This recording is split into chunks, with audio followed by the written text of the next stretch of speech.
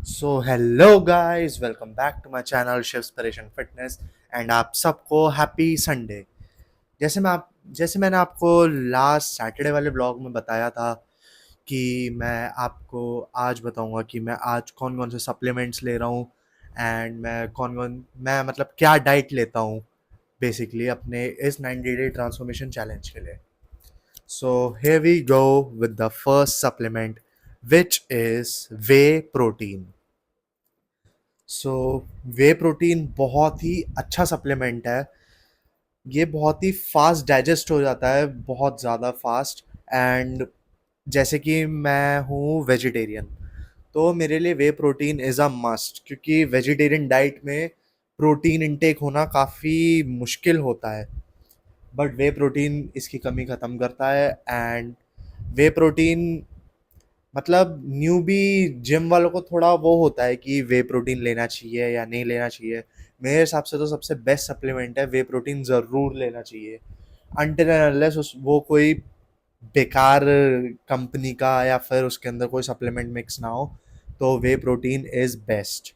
उसके बाद second supplement मैं लेता हूँ वो है क्रिएटिन। क्रिएटिन बहुत ज़्यादा बढ़िया सप्लीमेंट है। एंड मैं कहना चाहता हूँ क्रिएटिन सबसे सस्ता सप्लीमेंट है। आप किसी भी कंपनी का क्रिएटिन ले ले, वो आपको 500 तक आराम से मिल जाएगा। अच्छे से अच्छा ब्रांड तक 500 रुपये में क्रिएटिन दे देता है। एंड क्रिएटिन में बेसिकली आपको 3 से लेके 5 ग्राम क्रिएटिन ही डेली इंटेक करना चाहिए।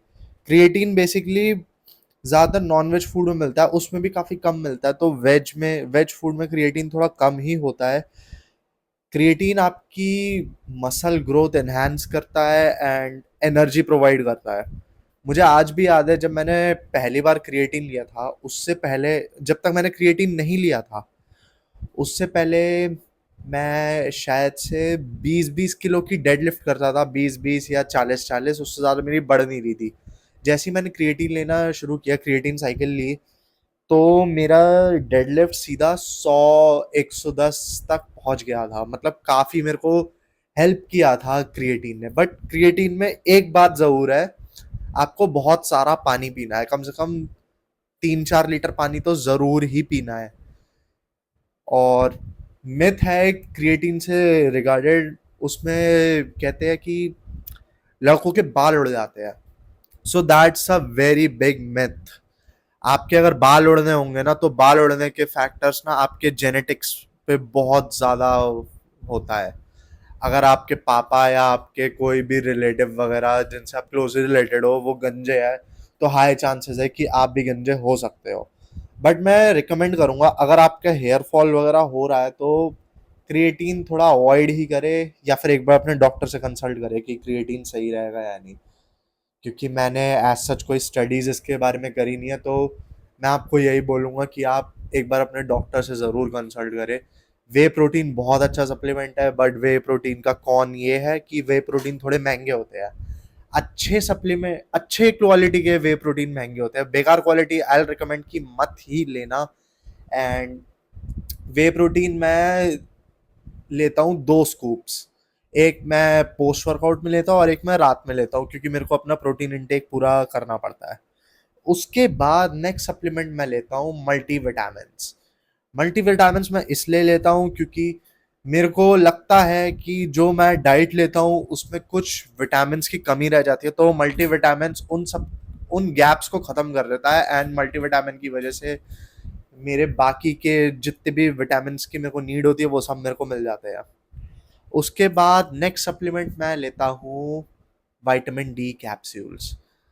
इंडिया में मोस्टली हर कोई इंसान विटामिन डी डेफिशिएंट ज़रूर होता है। तो वैसे आप चाहे तो चेकअप करा सकते हैं विटामिन डी का।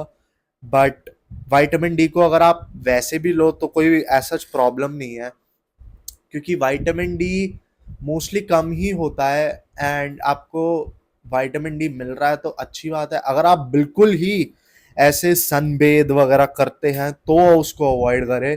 आई डोंट थिंक सो कि कोई भी आजकल, एक तो सब लोग इतना बिजी रहते हैं, तो मुझे नहीं लगता कोई सन में इतना ज़्यादा रह पाता है। वैसे भी सन बेदिंग का मोस्टली टाइम सुबह की, मतलब सुबह 5-6 बजे जब भी सूरज निकलता है तब से लेके 8 या 9 बजे तक, क्योंकि उसके बाद जो अपनी सनरेज होती है वो एक्चुअली में हार्मफुल होती है आपकी स्किन के लिए। अगर आपके एक्ने वगैरह है तो सन एक्सपोजर अवॉइड करें। बाकी आप ले सकते हैं विटामिन डी। अगर आपको चेक करवाना है तो एक बार आप डॉक्टर से चेकअप करवाइए या फिर अपना टेस्ट करवाइए विटामिन डी का, तो ही लीजिए। बाकी अगर आप ले रहे हैं तो कोई ऐसा प्रॉब्लम नहीं है। मल्टीविटामिन्स एंड विटामिन डी, इन दोनों को मैं बेसिकली 1 महीने का गैप ज़रूर देता हूँ, कि मेरे को लगता है कि बीच में गैप आना ज़रूरी है। उसके बाद मैं लेता हूँ BCAA सप्लीमेंट। आई रिकमेंड कि इसको आप ना ही ले, स्पेशली जब आप न्यू बिगिनर हो तो आप मत ही लीजिए। बेसिकली BCAA आपका ये काम करता है, जैसे मैं BCAA को लेता हूँ during workouts as an electrolyte. BCAA basically आपके बॉडी में जो भी प्रोटीन्स होते हैं उनको बाहर नहीं निकलने देते, वो बॉडी के अंदर ही रहने देते हैं, जितना मैंने पढ़ा है। ताकि आप एक बार रिसर्च करके देख सकते हैं।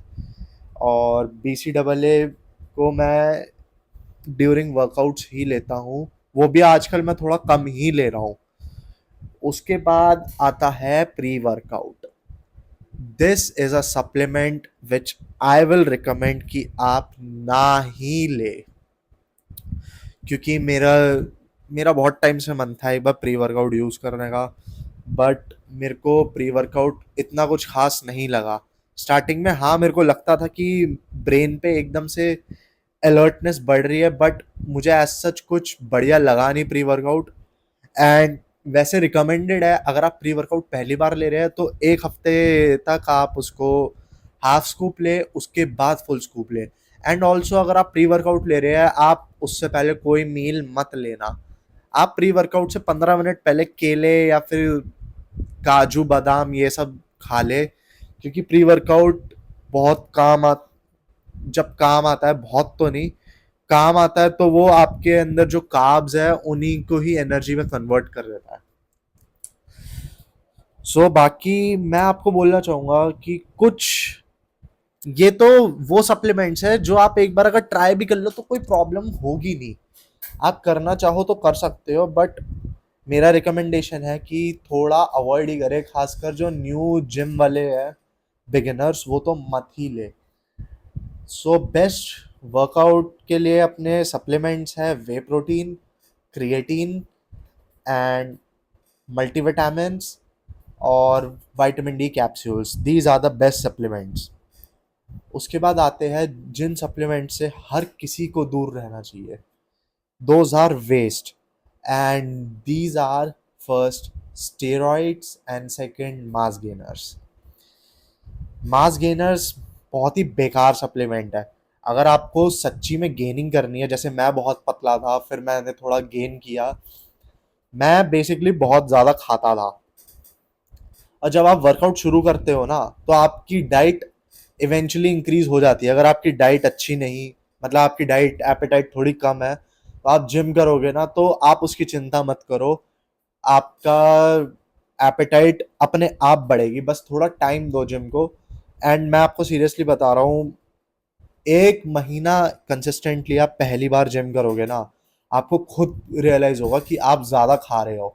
एंड आपको अगर मास गेन करना ही है तो आप, मतलब मेरे एक दोस्त ने बताया था कि घी और नट्स वगैरह ज़रूर खाओ, बहुत सारा खाओ, बेसिकली गुड फैट्स से ऐसा भी, गुड फैट्स की वजह से आपका ना पेट आता, आपका मसल मास बढ़ेगा।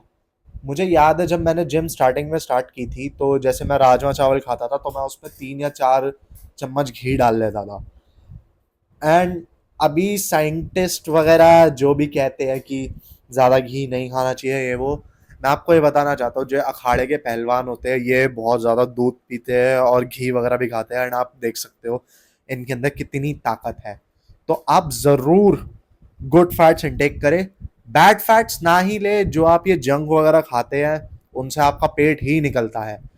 मैंने भी कर रखा है, मैंने बहुत पिज्ज़ा बर्गर ये सब बहुत ज़्यादा खाए हैं कुछ रीसेंट टाइम्स में, तो मेरा सारा का सारा फैट मेरे पेट पे आ गया था। एंड मैं बस यही बोलूँगा कि मास गेनर को अवॉइड करें, वो बैड, मतलब आप जैसे जंक खा रहे हैं ना, उससे भी ज़्यादा गंदे फैट्स ही मिल रहे हैं, उससे कोई अच्छे फैट्स नहीं मिल रहे। उसके बाद आता है आपका स्टीरॉइड्स। स्टीरॉइड्स ये, एक तो इंडियन मेंटालिटी में ये बहुत प्रॉब्लम है, सब सोचते हैं कि वे प्रोटीन ही स्टीरॉइड्स है, and that's not true. Way protein actually में, जब आप दूध को फाड़ के पनीर बनाते हैं तो जो पनीर के बाद थोड़ा सा पानी बच जाता है, उस पानी को ही ऐसे फैक्ट्रीज वगैरह, मतलब जो भी इंडस्ट्रीज है उनमें प्रोसेस करके वे प्रोटीन बनाया जाता है। तो वे प्रोटीन और steroids are nowhere related. Steroids actually में सिंथेटिक कह सकते हो कि वो केमिकल्स वगैरह ही है। स्टीरॉइड्स बेसिकली आप तब ले सकते हो अगर आपको प्रोफेशनल बॉडी बिल्डिंग में जाना है। अगर आपको सिर्फ फिजिक चाहिए और नॉर्मल लाइफस्टाइल जीना है तो आप स्टीरॉइड्स बिल्कुल ना ले। स्टीरॉइड से आपके हार्मोनल चेंजेस हो सकते हैं, एंड ज़्यादा स्टीरॉइड्स की वजह से फिर आपकी बॉडी, आपका जो नेचुरल टेस्टोस्टेरोन होता है उसको बनाना बंद कर देता है। स्टीरॉइड्स बेसिकली आपको एक अलग से बाहर से टेस्टोस्टेरोन इंजेक्ट किया जाता है, जिससे आपकी मसल रिकवरी वगैरह बहुत ज़्यादा फास्ट होती है, but that's not good for health. जो भी चीज़ें आपको करनी है खुद करो, अच्छे से वर्कआउट करो, आपका टेस्टोस्टेरोन लेवल खुद हाई होगा। बट आप अगर ये बाहर से ऐसे स्टेरॉइड्स वगैरह ले रहे हैं तो ये आपके लिए बिल्कुल ठीक नहीं है। एंड अगर आप ये सोच रहे हैं कि आप बस 1 महीना 2 महीना 3 महीना स्टीरॉइड्स की साइकिल चलाएंगे, उसके बाद अच्छी बॉडी बना के आप स्टीरॉइड्स लेना बंद कर देंगे, तो मैं आपको ये बोलना चाहूँगा कि आप ये भी ना करें। क्योंकि ये जो स्टीरॉइड्स वगैरह के इफेक्ट है ना, ये ज़रूर आपकी बॉडी पे आता है। इससे आपके kidney, liver and specially heart पे सबसे ज़्यादा प्रेशर पड़ता है। मैं तो ये मानता हूँ कि स्टीरॉइड्स अगर आप ले रहे हो ना, तो आप अपनी लाइफ की थोड़ी सी एज कम कर रहे हो। अनटिल अनलेस आपको कोई बहुत बड़ा कंपटीशन खेलना है जैसे बॉडी बिल्डिंग वगैरह, तो स्टेरॉइड्स लेने पड़ते हैं, क्योंकि बॉडी नेचुरली इतनी एनहांस्ड बॉडी बनाने में कम से कम 10 साल, 7-10 साल आराम से लग जाते हैं। एंड आपको अगर बॉडी बिल्डिंग खेलना है तो आपको इतना टाइम तो आपके पास है नहीं। ऑल्सो बॉडी बिल्डिंग में भी आजकल एक नई चीज़ आ गई है, नेचुरल बॉडी बिल्डिंग। आप उसमें एथलीट्स को ज़रूर देखें, वो भी काफ़ी पतले हैं बट उनकी फिजिक बहुत अच्छी है। हाँ, वो एनहांस्ड वाले अलग ही दिखते हैं, मतलब बाइसेप का प्रॉपर कट वगैरह वो सब नहीं होता। एंड ऑल्सो जब बॉडी बिल्डिंग होती है तो वो लोग अपने ऊपर टैन क्रीम अलग से लगाते हैं, जिससे उनकी मसल और एनहांस्ड लगती है। तो प्लीज आप ये सब देख के इन्फ्लुएंस ना होए, एंड अपना बेसिक अच्छे सप्लीमेंट्स पे रहे। अगर आपको पैसों की थोड़ी दिक्कत है, मतलब घर वाले आपको वे प्रोटीन वगैरह नहीं दिला रहे, तो आप एटलीस्ट क्रिएटिन जरूर ले। क्रिएटिन से 500 तक का आता है, वो बहुत ही सस्ता सप्लीमेंट है एंड बहुत ही ज्यादा इफेक्टिव सप्लीमेंट है। मेरा मानना है कि वे प्रोटीन से ज्यादा अच्छा क्रिएटिन है। एंड अगर आप अपना प्रोटीन इंटेक कंप्लीट कर पा रहे हैं तो आप वे प्रोटीन भी अवॉइड कर सकते हैं, स्पेशली नॉन वेजिटेरियंस के लिए। नॉन वेजिटेरियंस अपना नॉन वेज से कंप्लीट कर देते हैं, बट जो वे प्रोटीन वगैरह की जरूरत होती है वो ज्यादातर वेजिटेरियन डाइट को होती है, क्योंकि वेज में इतने ऑप्शंस होते नहीं है। एंड मैं अब आपको बताना चाहता हूँ कि मैं अपनी डाइट में रोज क्या लेता हूँ। सो मैं एक तो लेता हूँ सोयाबीन, एंड मैं पनीर खाता हूँ, एंड मैं 2 स्कूप्स लेता हूँ वे प्रोटीन। एंड जो भी घर में दाल वगैरह बनती है उन्हें ज़रूर लेता हूँ। दाल वगैरह या पल्सेस, लेंटन, जो भी है ये सब, इन सब में मैं आपको बताना चाहता हूँ कि जो छोले होते हैं ना, वो सबसे ज़्यादा प्रोटीन रिच होते हैं। अगर आप ले सको तो आप छोले ज़रूर लो। बहुत सारे ऐसे डाइट्स के, आप यूट्यूब पे कहीं भी सर्च कर लो कि ये कैसे बनाते हैं, इसकी रेसिपी क्या है, बहुत सारी रेसिपीज है। अगर आप बोलोगे, वैसे अब मैं भी सोच रहा हूँ कि जो अपनी डाइट वगैरह है, जो स्पेशल वेजिटेरियन स्पेशल, क्योंकि नॉन-वेज तो मैं खाता हूँ नहीं और मैं नॉन वेजिटेरियन नहीं बनूँगा। वेजिटेरियन में मैं ज़रूर आपके लिए बहुत सारी रेसिपीज़ लाऊँगा।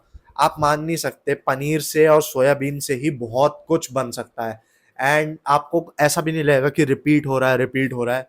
बहुत ही ज़्यादा हेल्दी डाइट लेके आऊँगा।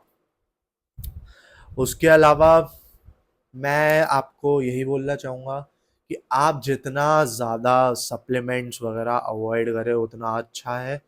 बट जो बढ़िया सप्लीमेंट्स है, मैं कहना चाहता हूँ कि अगर आप वेजिटेरियन है तो वे प्रोटीन तो ज़रूर ही ऐड करना। अगर आप नॉन वेज है और आपका प्रोटीन इंटेक कंप्लीट हो रहा है तो आप वे प्रोटीन अवॉइड कर सकते हैं। And for both veg and non veg creatine तो लेना ही लेना है। Creatine is one of the best supplements and multivitamin and vitamin D भी आप ज़रूर ले।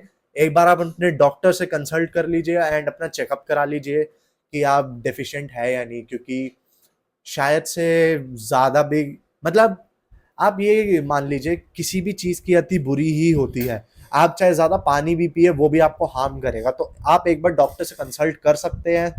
बाकी अगर आपको लेना है तो आप ज़रूर ले एंड बाकी आपका मन हो प्री वर्कआउट लेने का तो लीजिए, बट प्री वर्कआउट की जगह मैं आपको बेटर ऑल्टरनेटिव ये बोल सकता हूँ कि आप ब्लैक कॉफ़ी पी के जिम जाइए। 15 मिनट पहले ब्लैक कॉफ़ी पीजिए, जो वो 2 रुपए के पाउच होते हैं उनको डालो पानी में एंड आप उसके ऊपर से एक लेमन स्क्वीज कर सकते हो एंड आप डाल सकते हो एक पिंच ऑफ सॉल्ट। उससे भी काफ़ी अच्छा पंप और इलेक्ट्रोलाइट्स आएंगे, मैंने बहुत किया है। एंड आप प्री वर्कआउट में बनाना ज़रूर खा सकते हैं, वो भी आपको बहुत अच्छा प्री वर्कआउट स्नैक है। एंड घर आते ही पोस्ट वर्कआउट में आप वे प्रोटीन वगैरह या फिर आपको जो लेना है, चाहे सोयाबीन हो चाहे कुछ भी हो, वो ज़रूर ले, क्योंकि आप जब पोस्ट वर्कआउट में होते हो उस टाइम आपकी बॉडी बहुत सारा डाइजेस्ट कर लेती है। ऑल्सो अगर आपको जंक खाना है तो जंक का मैं आपको बेस्ट टाइम बताऊंगा। आप जिम से वर्कआउट करके आए तो आप जंक खा सकते हैं, मैं रिकमेंड नहीं करूंगा जंक खाने का, बट आई नो हम इंसान हैं, जंक खाने का मन कर सकता है। तो आप जंक को इनटेक करना है तो बेटर है कि आप पोस्ट वर्कआउट के टाइम ही जंक वगैरह ले, क्योंकि उस टाइम आपकी जो भी इम्यून होता है मतलब आपका डाइजेशन जो भी होता है फास्ट होता है उस टाइम, तो वो जल्दी पचा लेता है। एंड हाँ, चीट डे करना is not bad. Cheat day आप कर सकते हो बट लिमिट में, जैसे मैंने अभी आपको पहले बताया, लिमिट में चीज़ें अच्छी होती है और जो चीज़ें आप ओवर द लिमिट करें वो आपको हार्म करेंगी ही करेंगी। अगर आप हफ्ते 2 हफ्ते में एक बार चीट डे कर ले तो कोई प्रॉब्लम नहीं है, उससे आपकी इम्यूनिटी भी सही रहती है, क्योंकि अगर आप 2 3 4 महीने बाद चीट करेंगे तो देयर आर चांसेस कि आपको स्टमक इन्फेक्शन हो सकता है। सो बेटर रहेगा कि आप करना चाहे तो कर सकते हैं। एंड माय बेस्ट एडवाइस कि थोड़ा आपको अगर जंक की तरफ जाना भी है तो स्टॉल्स वगैरह अवॉइड करें, ऑयली चीज़ें अवॉइड करें। आपको अगर जंक का ज़्यादा ही वो है, आप पास्ता वगैरह खा सकते हैं, क्योंकि पास्ता में भी 10 ग्राम प्रोटीन होता है 100 ग्राम में। बट आप पास्ता हेल्दी बना सकते हो, पर लेकिन जो उसकी सॉस वगैरह होती है उन सबको चेंज करना होगा, जैसे मेयोनीज है, those are not good. And अगर आप एग्स खा सकते हो तो एग्स भी बहुत अच्छा आपका डाइट में इंक्लूड हो सकता है, क्योंकि एग्स में भी अच्छा खासा प्रोटीन होता है। So this is all about my diet and my supplements. So basically मैं अपने 2 स्कूप्स वे प्रोटीन लेता हूँ जिससे मेरे को 50 ग्राम प्रोटीन इनटेक हो जाता है। उसके अलावा मैं लेता हूँ सोयाबीन, पनीर एंड दाल वगैरह, जिससे मेरे को एटलीस्ट 60 70 ग्राम प्रोटीन मिल ही जाता है। तो मेरे बॉडी का रिकमेंडेशन पूरा हो जाता है, तो मेरे को ऐसा कोई प्रॉब्लम नहीं है। बाकी आपको अगर इसके बारे में और जानना हो तो आप कमेंट कर सकते हैं, मैं आपको ज़रूर गाइड करूँगा। And thank you guys and stay tuned with my 90 day transformation challenge. अकेले अकेले करने में अच्छा नहीं लगता, आप भी मेरे साथ फिट होए and subscribe to my channel Shivspiration fitness. And thank you guys, bye.